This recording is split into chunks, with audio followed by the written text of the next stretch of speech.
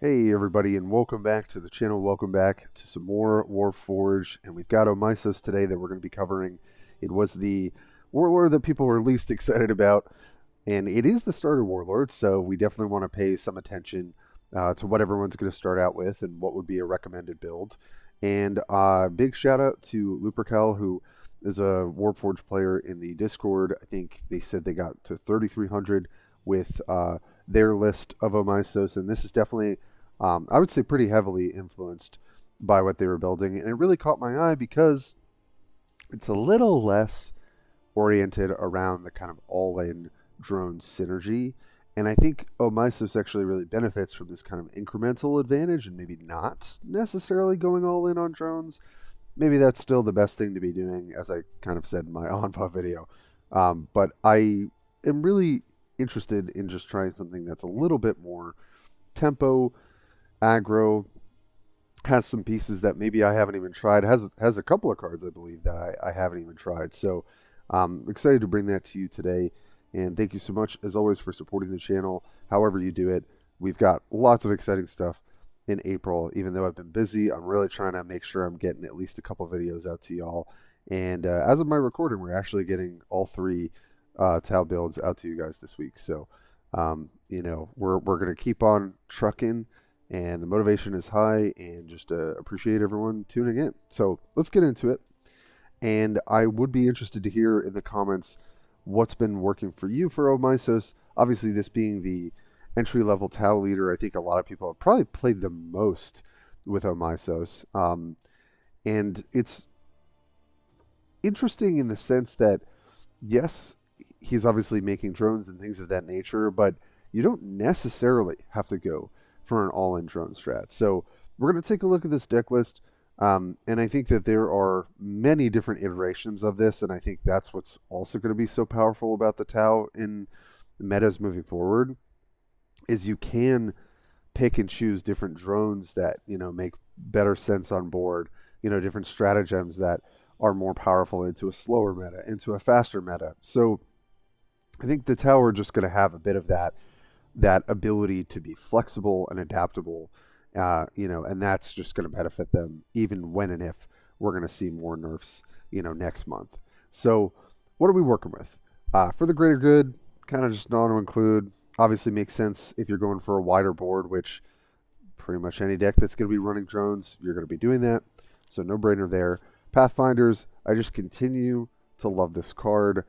I'm not going to say that it's better than Kion Tactics, because in a lot of ways it's not.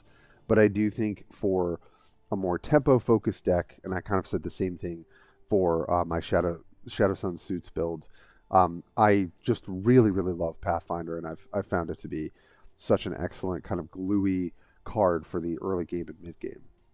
Stealth Drone, no-brainer, just get a lot of power out of it, just hiding your units. Hiding something like Crisis Battlesuit. I do think that this is very well suited for this Warlord, and I do think that other than it being quite literally like the same art, I think that it is just a really strong turn 3 play, right? And if your opponent's going Savior Protocol or even getting their own Battlesuits, yeah, they're getting advantages later on, but sometimes the draws are clunky, sometimes they get punished for that.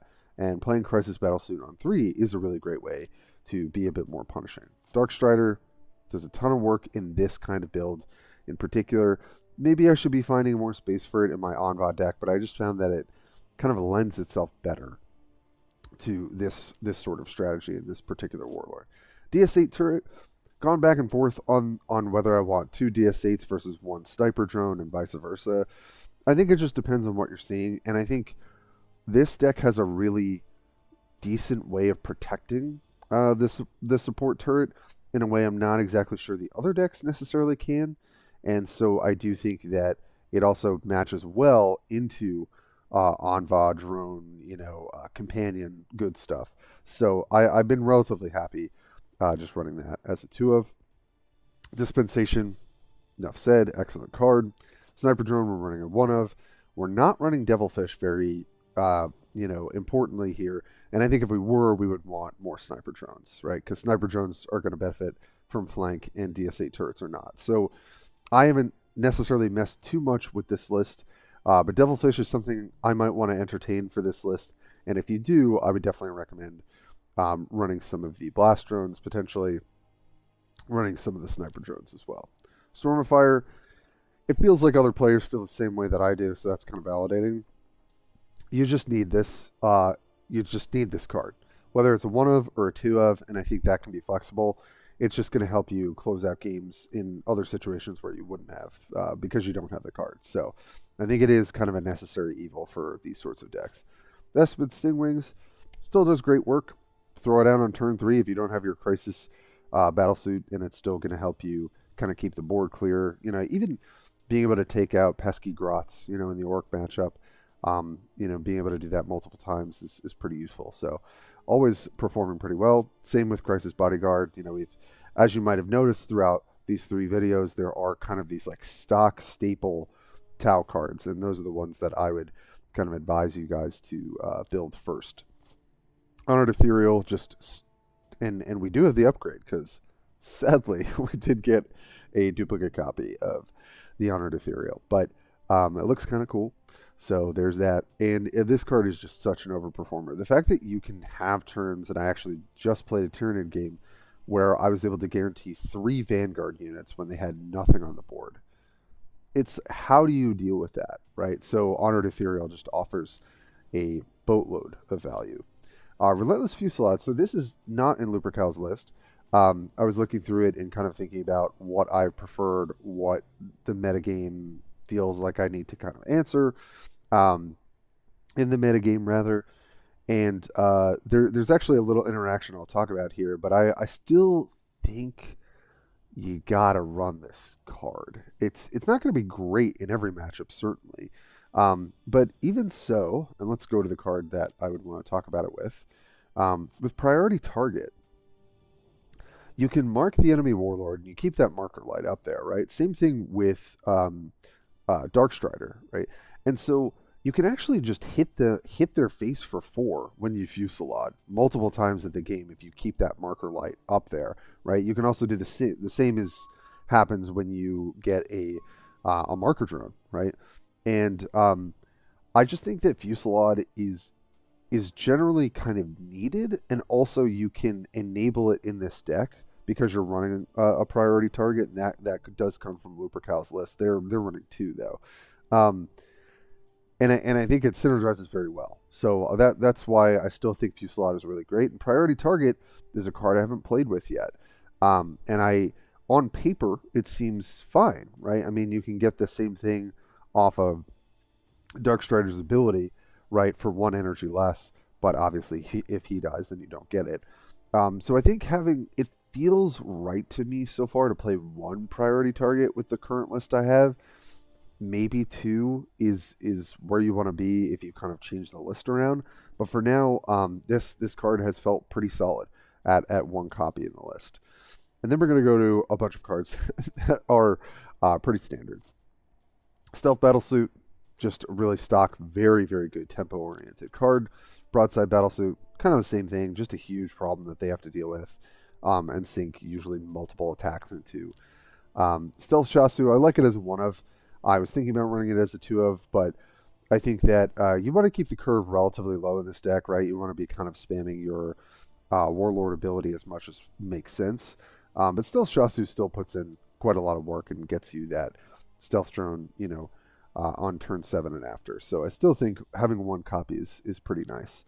Got the Enforcer Battlesuits, which again, very stock kind of staple card. That's pretty much in, it's in all 3 of my lists, and I think is in most people's lists. And then Long Strike, it does cost 8. You do want to keep the curve of this deck relatively low, but again, Long Strike is just such an incredible card. So you really don't want to cut it, you know, unless it's somehow really messing you up. So that's the list we're running. Let's just get into some games. Obviously, you guys are getting to know a lot of the sort of stock builds by now and the things that we've built here on the channel, and hopefully you guys are able to try with some success. But as always, you know, let me know in the comments what's working for you. So, playing against Uriel, it's going to be tempo aggro. I think For the Greater Good is going to be a nice card to have. We've also got Battlesuit, which is a nice tempo play. Stealth Drone is fine. I'm happy to keep it in my opening hand, but I'll ship back the Long Strike. Okay, Marsekis. Nice. Played against them quite a lot. So I think in this matchup, Tidewall Drone Port's not going to do a ton of work for us, so I'd rather take the gun rig, which I did get after I was able to forge my duplicate legendary. So it is nice that we have access to that now. Support turret, not going to be great in this matchup by any means, but we are able to maybe stealth it and get some incremental value. Got for the greater good when we need it, so generally pretty happy with this hand. For the greater good, I could justify like throwing back and wanting to draw later, but into this particular matchup, knowing that I have this allows me to play a little bit differently than I would. Doesn't really matter what drone I'm throwing out here, but I think I'll try and make it a little bit more annoying by playing a gun drone or a marker drone. And they're definitely the aggressor in this matchup. I'm pretty sure, especially because they're able to clear so easily. So I think I'm going to work on setting up some tempo turns where I'm ahead, and that's where I can get a little bit more aggressive. All right, yes. I was hoping Stern Guard would hit my face. That actually helps quite a bit. Okay, and then I'm probably going to end up trading off my drone to and my attack to kill that. Just thinking if I definitely have other lines here as well. So I could also Tidewall Gun Rig, but I don't think I want to burn that card here. I think the easy thing to do is just keep the board clear, make this trade, grab another gun drone, and keep it pushing. The next turn we're on 4, so we could do Stealth Drone plus our ability. Okay. Wonder if they have a point blank that they're setting up here. Nope. Okay. Okay, that's good. That's a pretty weak turn from them. So here we're gonna try and get some advantage, and I think we will just again go with the gun drone. We're gonna go with the stealth drone here, and again we're not gonna hit. We do want to keep our life total high. They have a lot of reach in this deck, and we don't have any healing like on Voss, so our life is pretty finite in a matchup like this. Okay. That's annoying, but really doesn't do a whole lot because obviously our drone's not even attacking. Would have loved for it to hit there, but we're not going to get as lucky to do that. So we've got Sting Wings. Sting Wings plus Tidewall Gun Rig plus our attack to clear that out.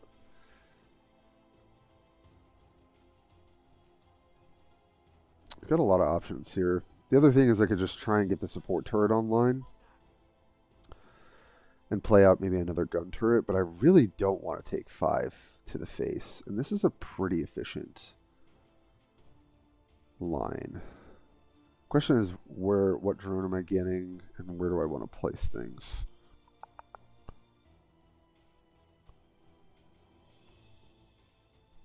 Actually, here's what we're going to do.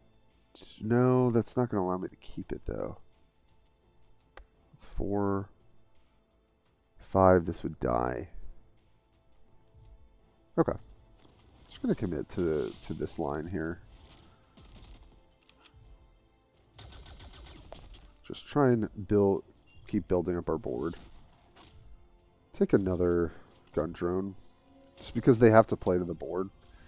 That maybe nets us a little bit more value. But if they have Storm Raven plus passive, that's going to clear out most of our board. Drawing these Storm of Fires might be a little awkward, but if they don't have Storm Raven, it might allow us to close out the game when they're not expecting it. Okay, yep. Yep. That's going to do it. Yep, so they get to full clear here. But we've got a decent follow-up in Battlesuit plus our ability, so not the end of the world. And the question is, I could start running out a gun drone just to take the attack, but I think I still would rather put this out as a threat. Okay. Still not attacking. Still want to get to a place where we can You know, obviously we do want to get aggressive at some point because we've got these Stormifiers in our hand, but let's set up our board and then for the greater good and then try and go off after that. I think that's the main way we want to play this. So, see what they do here. They could go 5-drop plus passive, clear our drone.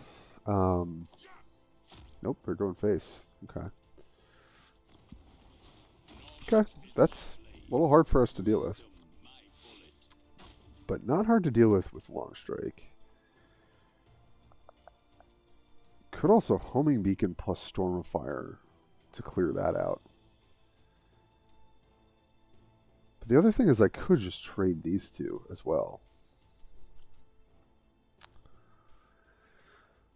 So, a lot of questions here, actually. I think it's probably still most efficient to go Homing Beacon and use a Storm of Fire here. And we're just gonna keep this here. Trade there. And then question is, do I want to use the health here?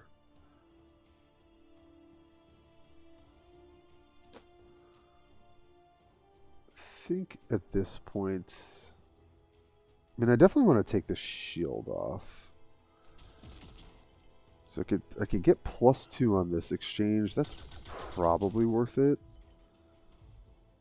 And I could hit for 7, but it's going to be incredibly easy for them to clear. So I don't think I want to do that. Next turn, we could go for the greater good, Crisis Bodyguard, but that doesn't really kind of negates what we're trying. Oh, that hit for 2. Oh, we had a shot for that to whiff. All right, I don't think there's any question. I think we need to put out Long Strike because we can't play drones into this. Interesting adaptation from them to run the Dreadnought. We are in trouble though. They can get us very low here if they go to face. So we'll probably have to greater good next turn. Yeah, there's the Retribution. They have another Storm Raven. That's going to be really hard for us to deal with. Yeah, we're getting in the death range now. So I think I am going to greater good this turn.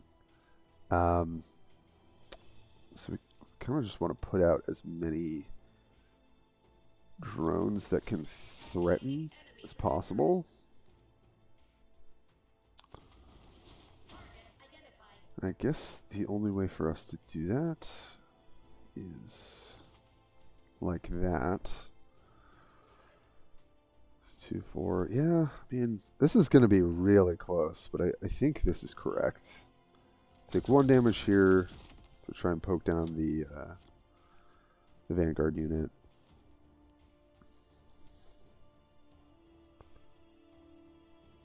It's definitely not an easy matchup. Uriel's still very potent.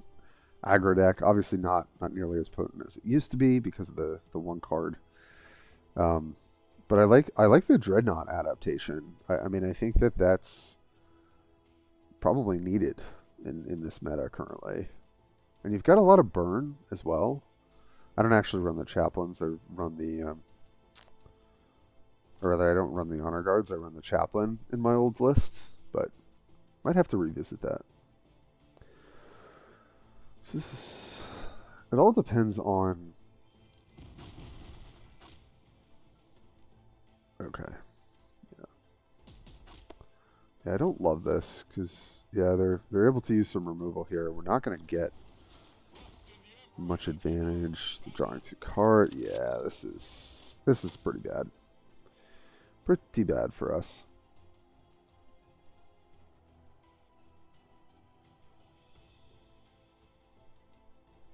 Yeah, I mean, they could hit me for 2 if they want to attack here.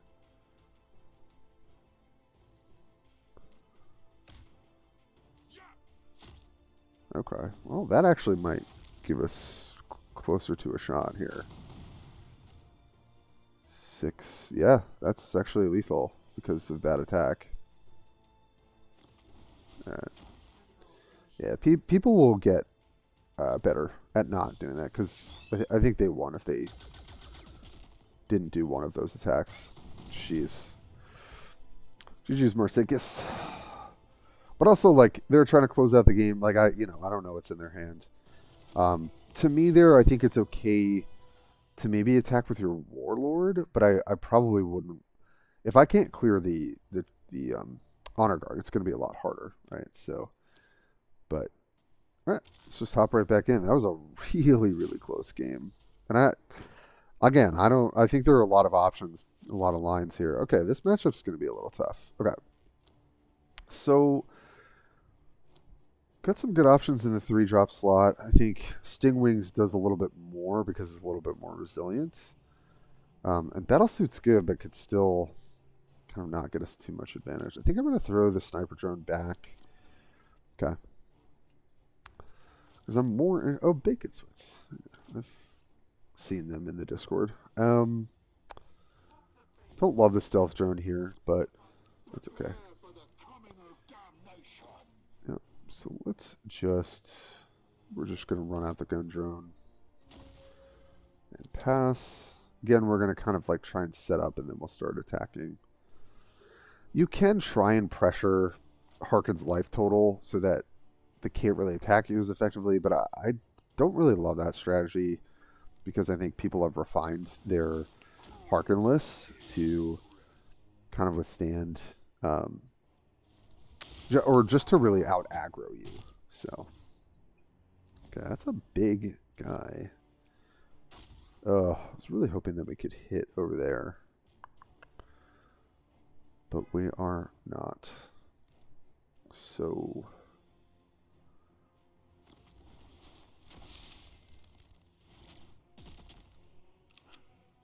This drone is going to die anyway, so I'm just going to chip in for the one.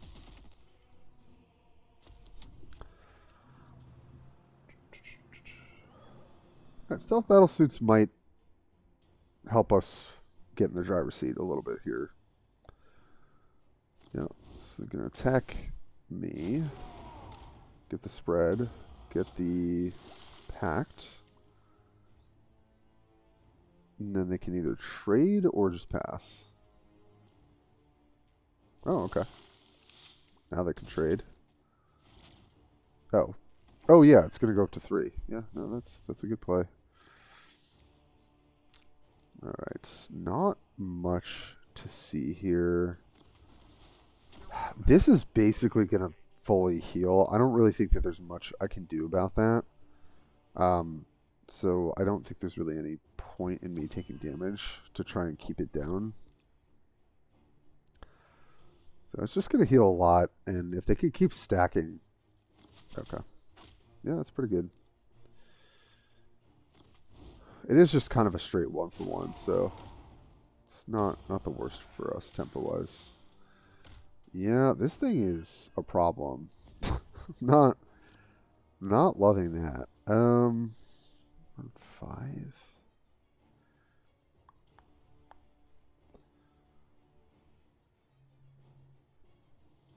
We can't keep the... I mean, it's very likely that this would die. I think we want to play this next turn.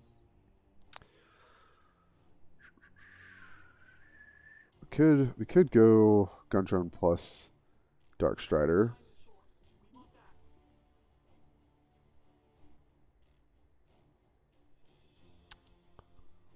I'm just wondering if it's too... I'm going to play out the Battlesuit here. I think it's close. Like, we have a couple options. Oh, got that weird bug. Okay. Yeah, this is not good. The fact that we haven't cleared this unit is really, really, really bad. Okay, no offensive mark is good.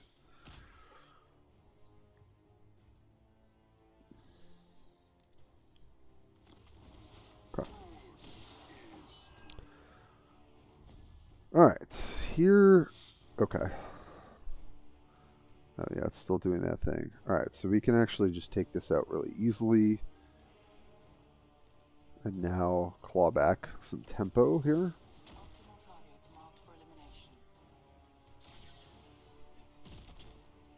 I'm not going to go for the other drones. I'm just going to go for the battle suit. Just to try and save us a little bit of life. They'll be able to clear either this or this. But obviously if they Helldrake, things are going to die. We're not in a great spot here, got to be honest. But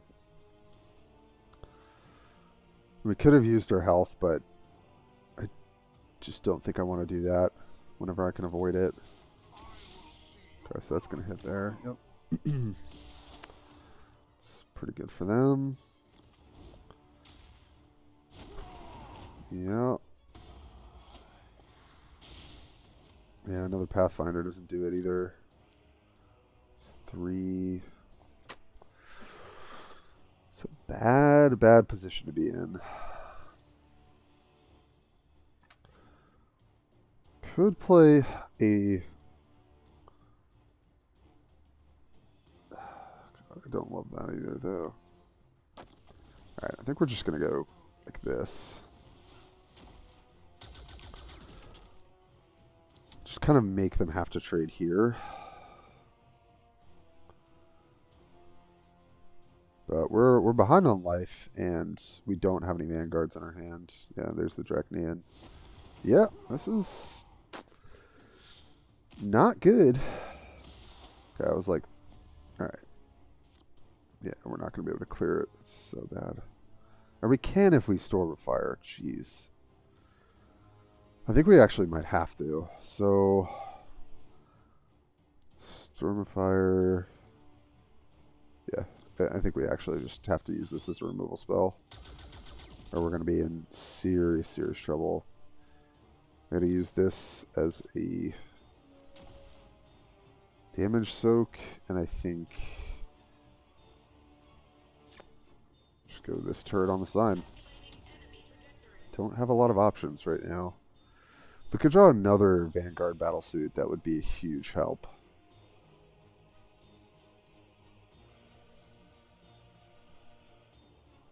If they have any way to interact with the board, I think we're just basically dead. But if they just have units, maybe we can do something. Okay, Aspiring Champion. Yep, Assault.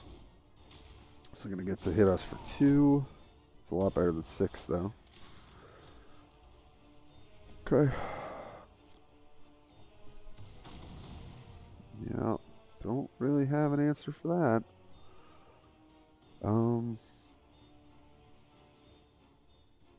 Yeah, I mean, this is just going to kill us. So, what can I do? I mean, I can trade both of these to kill this,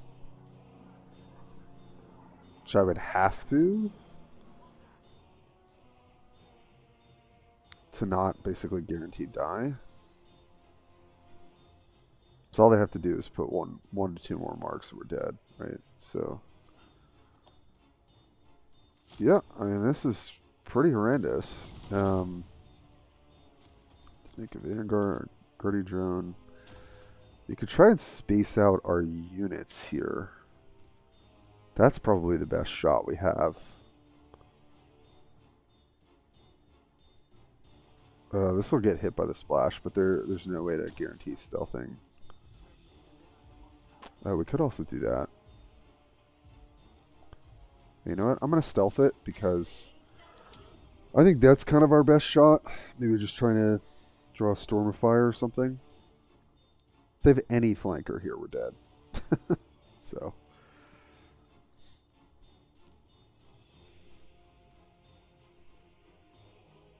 It actually might have just been better. We should have just accepted that we're dead to anything here and just played the missile drone. Yep. This missile drone actually might have been closer to lethal. Well, it definitely was closer to lethal. No, and it gets the... You're kidding. Yeah, it's still not going to be lethal anyway. But can we live? Is the question. Clear there. No, we have to clear here. So then we might just have to Storm of Fire anyway to be able to clear that unit. So that's probably correct. So Storm of Fire here.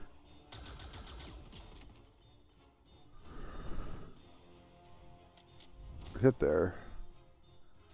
Have to drop another Guardian Drone, obviously. And then I want to put some more distance. I have to put distance here, otherwise I die. But do I want to put Darkstrider here? 5, 11. No, Darkstrider does more damage. So I think we have to do that. We could chip in for 3 here. But I think it's roughly the same thing. We're definitely giving it the old college try, but okay, yeah, there it is. Oh, it made it invisible. Oh my god, I didn't even think about that. All right, well, yeah, we're dead anyway.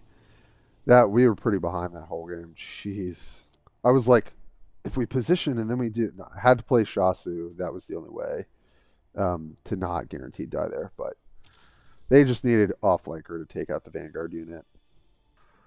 All right. Oh, we've got the mirror match as our last one. Okay. Well, happy to see that turret. And Ethereal. Battlesuit's nice too. But I think I want to see if I can find a different 3-drop. Okay. All right, let's see how our builds go. For this, time wall.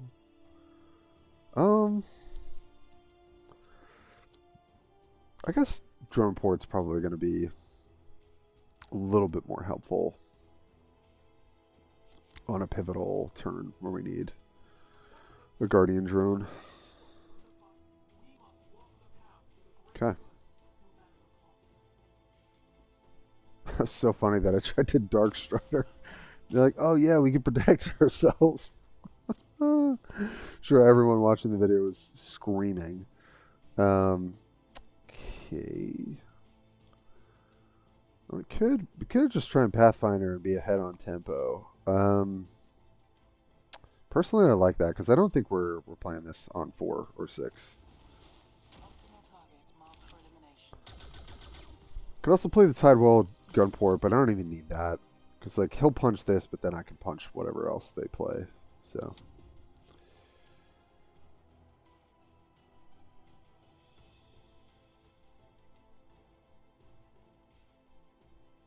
Yeah, love this card.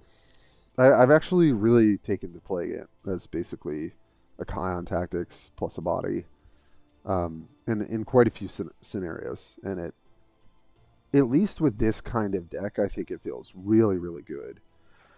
All right, let's see what they got. I mean, us having the drone port is pretty nice. Oh, okay. That's an interesting. Another Pathfinder. It's kind of funny. I mean, that still might be the correct play here. Interestingly enough, right? Because I can actually keep that alive. Yeah. Kind of down. We just have bodies on the board to deal with their drones. Yeah. I mean, at least in this sort of matchup, having Pathfinder is pretty nice. Okay. Yep, they clear there. Okay. Could go for a dispensation, see if we hit something. Pretty tempted to do that.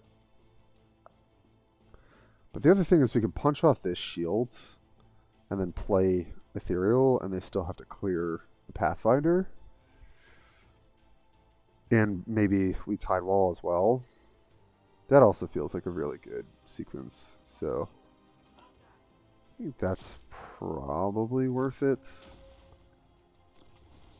With courage and discipline, we shall stand victorious.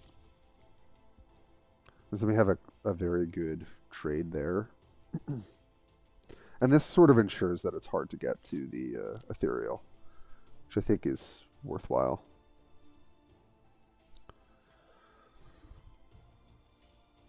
Let's see what they got.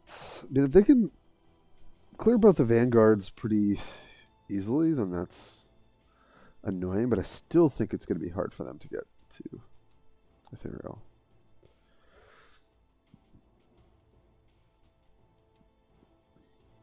Well, it's all about sequencing. Sequencing and tempo. You can just set up things that are going to make it easier for you to clear. Yeah, so even there.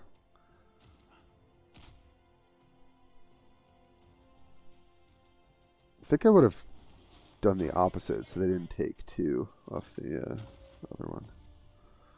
Okay, well, they're putting us in a bit of a tight spot. So we can clear. But the other option is to fusillade now. Or actually I guess we could just grab our yeah, maybe just grabbing our Storm of Fire makes more sense. Hold the fusillade. Yeah, I think it does.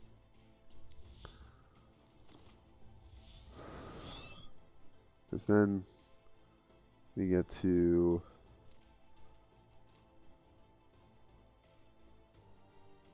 punch here to take no damage and keep the shield. You want to think about definitely think about your sequencing here. We are going to take 4, but it just allows us to keep the board clear and have our ethereal out here. So pretty happy with that option. We got that card for free off this guy. Pretty nice. That's why I can't wait to have Anshi. I was really hoping I would open that, but it's taking a bit more time. I'll probably use my next legendary wild card on that. Okay. So it's good we still have our fusillade. And we can clear the support turret, so that's helpful. Okay, interesting. I mean, fusillade allows us to punch through a little bit easier, but kind of like the idea of putting Stingwings out, and then we can put support turret on the other side because we'll have a vanguard from this. I think that makes the most sense. We're not going to take any damage here, and then put the vanguard on this side, punch here, and then put support turret on this side. Definitely got to think about positioning with stuff like ethereal. The fact that this has armor is really nice. And although it loses flying in this scenario, I think that's okay. So depending on what they have, so this is 1, 2, 3. So they can clear this, and this will get to 2 health, which is annoying, but we've got our DS8 support turret kind of well hidden. Okay, well, that makes that better for them. But they can't clear ethereal, I guess. So that's still good.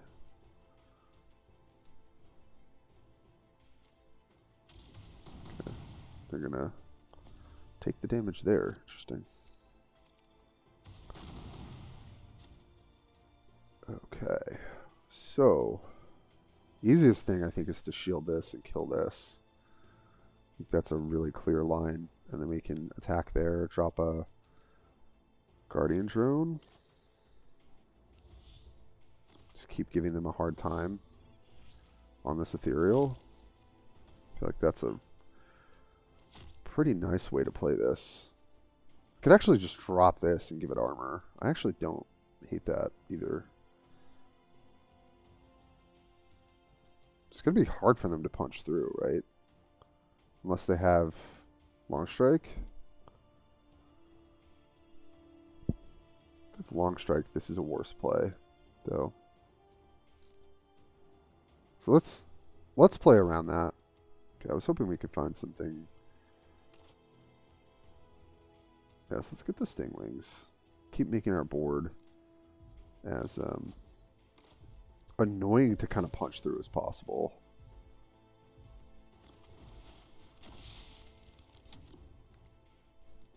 It also does play to Storm of Fire, obviously a little bit better too. So,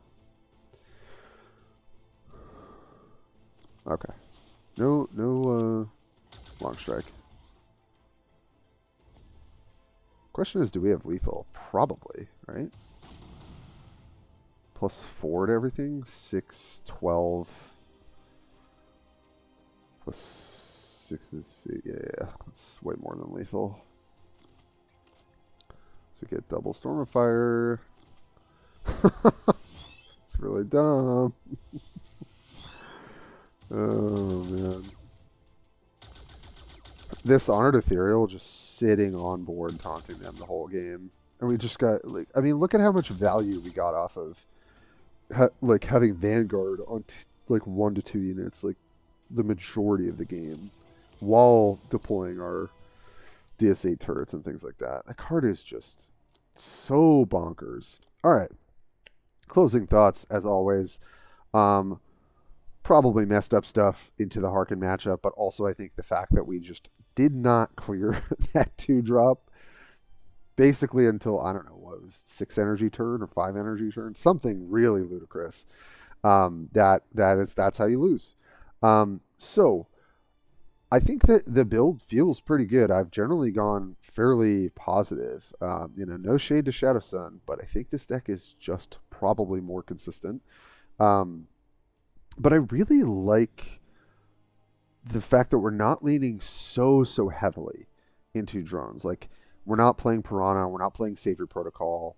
We're not trying to, like, kind of cheat out a whole board, which is obviously really strong when you're playing Anva, but I actually think with Omysos, this sort of setup makes more sense to me.